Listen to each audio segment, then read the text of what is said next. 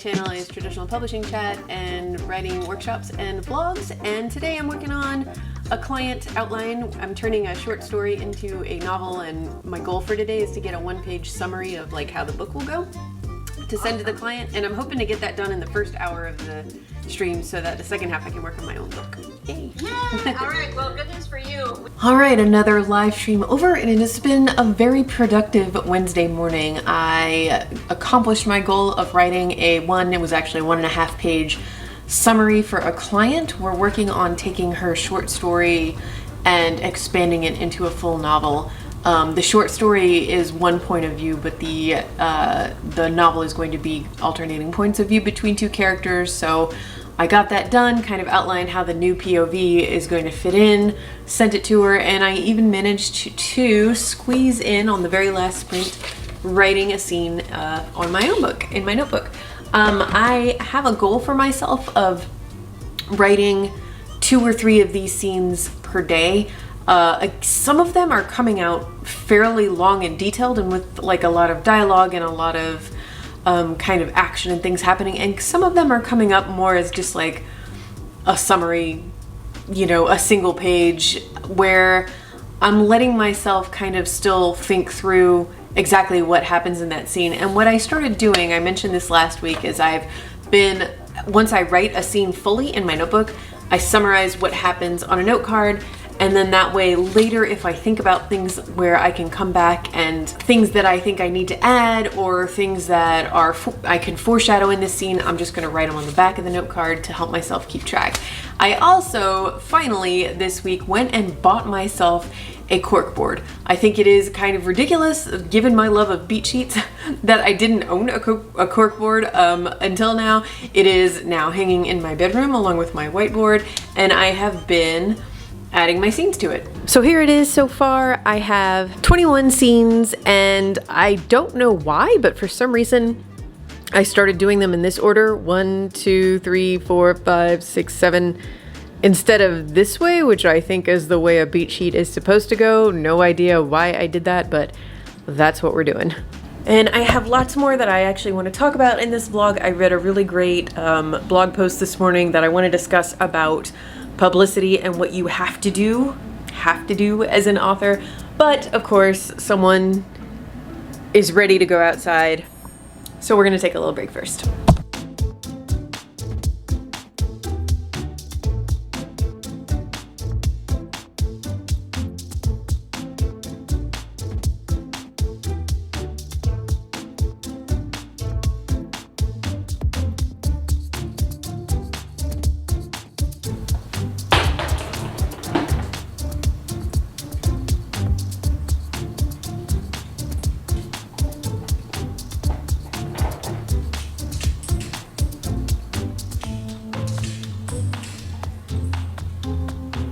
So this morning, one of my friends emailed me a blog post by Kaysen Calendar, and I'm going to link to it in the description below because I don't want to go over all the details. I think I couldn't say it any better than they did, and it's about prioritizing self-care over publicity, and for authors especially. And Kaysen talks about how for a long time they felt obligated to take every public speaking event that they were offered from their publishers, because there's that fear that if you say no, then behind closed doors your publisher is going to kind of deprioritize you. You know the fear. I mean, I think we've had this conversation just kind of at large in the community many times in the past, and it's a valid fear, because I was really happy to read that Kaysen said that when they started expressing their anxiety and their maybe how they needed to take a step back from publicity at times to their editors and their publicists, they were given complete understanding. But I also completely understand the fear that despite the support you're given to your face, kind of, maybe behind closed doors, your publicity team is going, oh, well, this is an author that doesn't want to do things the traditional way, doesn't want to promote their book, doesn't want to put in the work. So instead of spending some time developing a different kind of publicity plan that would like work in tandem with their needs and what they're willing to do, we're just going to give all of this promotion and this power to another author. I can't speak to whether or not that happens in publishing, although I think it's fair to say that while it seems like it would be very easy to say, oh, okay, here's an author who isn't really into public speaking, so why don't we set them up with, you know, a blog tour, podcast interviews if they're comfortable with it, come up with other alternatives. I think it's safe to say that it doesn't happen that often because it just seems like a marketing campaign includes all of these things and it goes to one author or a couple of authors on a list. You never really see that stuff getting split up amongst all of the authors. We have talked about this many times in all of the videos I've made about the mid-list and traditional publishing and why it sucks. But it got me thinking about, you know, over the last year and a half, how we've gotten so used to virtual events. And I mean, I was on a live stream this morning and I was thinking about this the whole time. Like, I was wondering, for an author, if you have anxiety, how do you feel about virtual events? I've talked to some who say it's a dream, like the anxiety is still there, but it's just at a much lower level. It's much less stressful. Even if you attend, you know, a virtual event with like hundreds or even thousands of people, you're just talking to your screen. So it's like, it's easier to kind of pretend it's not as big an audience. It's just not as scary as standing on stage. And I'm someone who, I actually enjoy public speaking a lot and I really miss it, and I'm excited to get back to when real book events are fully back in swing again. But it's funny that I turned out this way, I think, because as a little kid, I didn't know it at the time. I don't think in the 80s we had this sort of language, but I had very strong, I would say maybe even severe social anxiety. I have memories of saying something funny and, you know, in a room full of my family members and all of their eyes turning on me and them laughing, not at me, but because I said something funny, and me fleeing the room in tears because they were looking at me. I have memories of going out places, field trips or whatever, things like that, and if something happened where just my name was called and my classmates or whoever was in the room, if their eyes turned to me, not in a bad way, just looking at me, I would just freeze. It terrified me. And I guess I knew at the time that there was no logic to this. They weren't laughing at me, although I definitely feared them laughing at me. But I just couldn't handle it. I couldn't handle having attention on me. I wanted to be invisible. More than anything, if you could have asked me, what superpower do you want, 8-year-old Michelle? Invisibility. That's what it would have been. I just hated people looking at me. And this article got me thinking about how we can deal with this as authors if you do want to be a public speaker, if you like the idea and you want to try to overcome the anxiety. Kaysen offered a bunch of like concrete, actionable therapeutic tools in their post. So again, it's linked down below if you want to read it. It's just some really great advice. And I started thinking, well, what made me overcome it? How did I go from being like that as a kid to being like this as an adult? Because it wasn't like I grew out of it. And the answer, and I feel a little uncomfortable saying this because I definitely think this is not the advice that everyone needs to hear, but it is something that I don't hear talked about when we talk about anxiety and public speaking. And that is just that I simply forced myself to do it over and over and over again. I joined band when I was in middle school, and it gave me a lot of anxiety, but also a lot of joy. And I was in a very competitive high school program. We went to like national competitions. You know, we performed, I was in marching band, obviously we performed at football games, contests, and I grew to enjoy the performances with a group. It wasn't the same to me as being on stage solo. That terrified me well into college. I was a music ed major in college. That involved a lot of practice teaching, getting up in front of groups, both like in my student teaching, like teaching at a high school, but also even before that, getting up in front of my university's concert band, in front of my peers.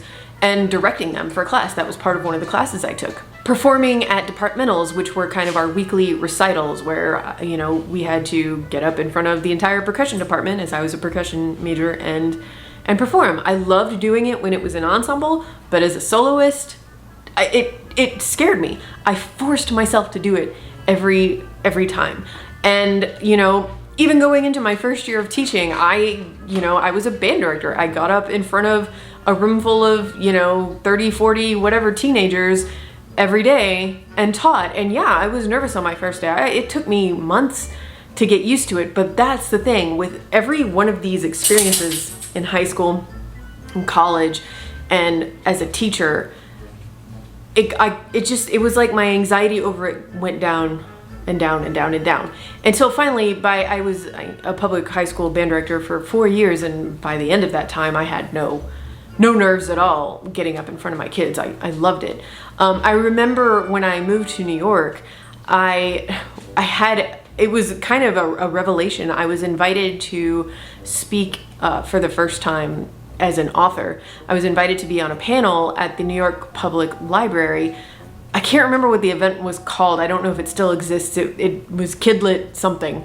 And it was like we prepared, me and my fellow panelists, it was 3 of us, I believe, and it wasn't just a panel. It wasn't like a Q&A. It was, we gave a presentation on a specific topic, and we put together a slideshow, and we were up on a stage passing the mic between us, and like we each had our own segment to cover. And so there was a point where I was, in this large, auditorium in the New York Public Library with all of these New York publishing people, and my first book hadn't even come out yet. And I, had a microphone, and I had the little slideshow going, and I was talking. And yes, in the days leading up to it, I was nervous, but I had this moment on stage where I was like, I love this. And then I thought, how did this happen? Because this would have been like my worst nightmare, even just, I don't know, less than a decade before, or even just a couple years before. The idea of doing such a thing would have scared me so much that I would have said no to the opportunity. But I said yes, and I learned that I absolutely love giving presentations. I love being on panels. I love talking about books, obviously. I love talking about writing, obviously. If you subscribe to my channel, you know that. Full disclosure, I've never been to therapy for anxiety. I have never had a therapist. I am not saying that is a good thing. In fact, I'm sure I would have benefited from it greatly as a kid, as a teenager, as an adult. Now, I think having a therapist is wonderful.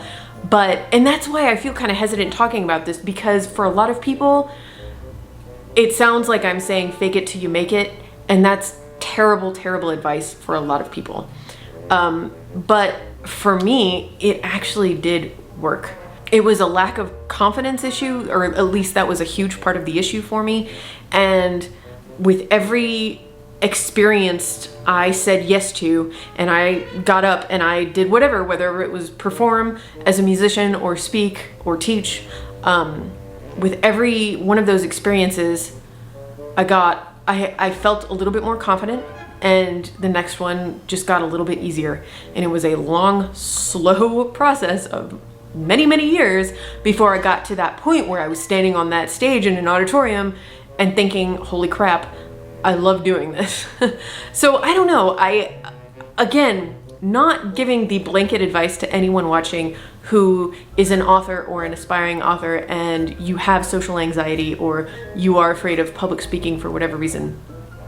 This kind of force yourself to do it thing, it might work for you, but it very well might not. And in fact, you might have tried that and learned that that is actually really detrimental to your mental health, in which case I don't want anyone to think that I'm advising you to fake it till you make it. But I don't think I've ever, reading Kaysen's post and thinking about all of the conversations I've had with other authors who struggle with some sort of anxiety while speaking, I've heard of lots of different experiences, but I've never heard anyone say that they just forced themselves to do it over and over again, and they did get better at it and grew to love it. And I just want to let you know, I guess, that that is a possibility. Just because you fear it now doesn't mean you always will. And especially if you've never tried it, you might discover that you actually really, really love it. One other thing I want to say real quick is that if you are an author who wants to engage in public speaking, and again, totally fine if you do not. You should not be obligated to do any sort of public speaking. There are other ways you can promote your book. But if you do want to do it, and I'm talking about like virtual events, but also live events, I very much recommend doing a panel before you do any sort of presentation or prepared talk, because a panel is a lot less pressure. There's kind of like a safety in numbers feeling, and especially if you're on a panel with experienced panelists who like talking, then it just kind of like relieves the load. It doesn't make it feel like the attention is all on you the whole time. If a question comes up, and you can always prepare in advance, but if you're not quite sure, if a question comes up and you don't know how to answer, you can always just kind of like pass the mic. I would love to hear what you have to say about this. And you know, it's just a little less pressure and a nice way to kind of ease yourself into public speaking. But anyway, that was my very rambling thoughts on the matter, and I would love to hear what you guys think of it. Anyway, back to work. My goal for this afternoon is to get, let's say, 2 more scenes written in my notebook, get those note cards up on the bulletin board, and watch this book grow.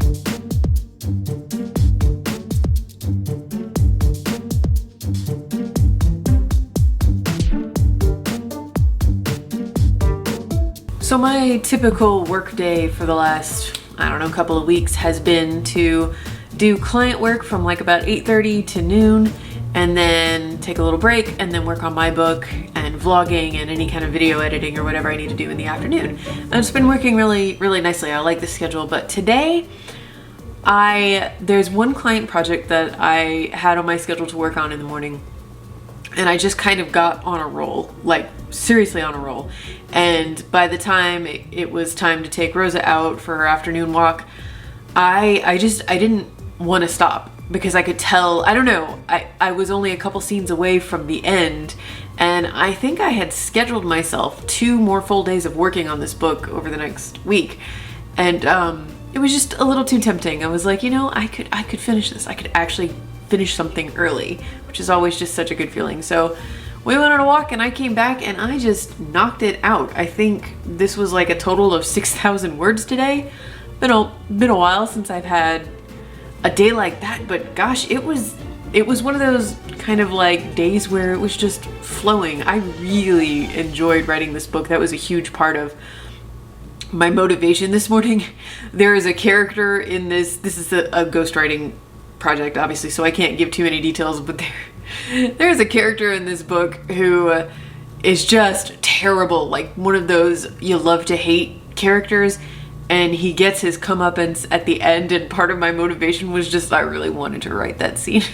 I was so ready to get to the part where he got what was coming to him, and I did. And hey, a project finished early, which I think I'm gonna take a look at my calendar, and yeah, I had scheduled next Wednesday would be to work on this book and finish it, but now I'm finished with it, so maybe next Wednesday can be a my own book day. That might be kind of nice. I'm sure I could find some other like actual like contracted client work to do, but I don't know, maybe that's what I'll do.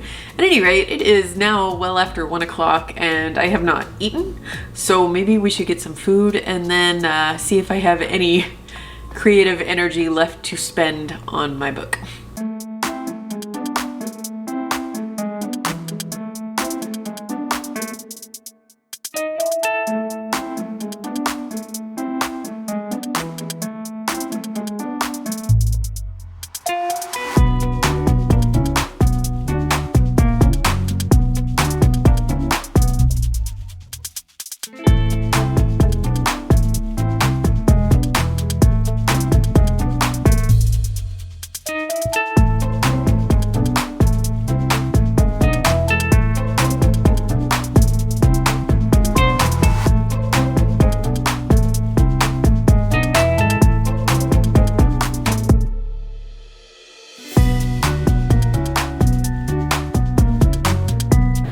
28 scenes.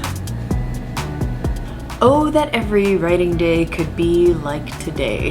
When I sat down with that notebook, I was fully telling myself, we're just gonna write one scene today. It's been a long writing day. I wrote 6,000 words this morning. It's fine to just write one scene. But it turned out to be, I didn't quite realize it, but when I started writing the scene, I realized, oh, here comes the next big moment that I'm excited about. And it just kind of snowballed. I wrote, it was a scene from the villain's point of view, and things were just about to start happening, and I was like, okay, I gotta write one more scene. And yeah, it snowballed, like I said, and I ended up writing 4, and I just killed my first victim. Hooray! So that was really fun. And I have 28 scenes up on my board now, which is amazing. I do not have a clue how many scenes this book is actually going to end up being. I think I read somewhere, and this is just so vague because a scene can be like 2,000 words or 200 words or 4,000 words. I mean, it really can just vary. But I think I read somewhere that the average book, a scene is like, or a chapter, I think there's like between 50 and 60. If we're talking like an 80, 90,000 word book, I don't know. I'm not sure if that's true or not, but I definitely will say, having said that, I don't think I'm nowhere near the well, I don't want to say nowhere near. I'm not super close to the midway point. There's a thing that happens that is definitely the midpoint, like I know what that is, and I'm getting closer to it, but like there are some things leading up to it that have to happen first. So I don't know. It's very weird to me to not be tracking, like we've talked about, just like knowing what my word count is every day. That's how I'm used to staying, to knowing where I am in a novel, to kind of feeling it out, because I'm very good at like guessing how long a draft is going to end up being. But it's also very helpful for me. I've been very much enjoying not paying attention to word counts on this book at all. But the bulletin board, I will say, and just like summarizing every scene I write and pinning it up there, that has been kind of like scratching my word count itch of just like seeing the progress in terms of how many cards are on the board. So I don't know. Yeah, that's been really fun. I kind of feel like that's just gonna be it for me today. This was just a really productive writing day, which means tomorrow writing would be a struggle. Fortunately, I had already scheduled for my work day tomorrow is 100% fully focused on my writing courses. Specifically, I have to do a lot of filming for this teen writing course that I'm hoping to launch in October, maybe by the end of October. I know originally I had said like end of August, but LOL, that didn't happen. So that's gonna be tomorrow, which is a very good thing because my brain is gonna need a little break for some well refilling after a day like today, but what a great day. I would really love to hear your thoughts about public speaking, about events, now that, you know, hopefully, I don't know where you are in the world. I hope wherever you are, things are improving pandemic-wise. I know that is definitely not the case everywhere, but eventually, as we all slowly move towards everything opening back up, and we know that eventually in-person events are going to come back in the book world. How do you feel about it? Whether you're published already or aspiring to be published, how do you feel about doing in-person events? Do you want to do them? Do you absolutely not want to do them? Do you want to do them? If you know what I mean.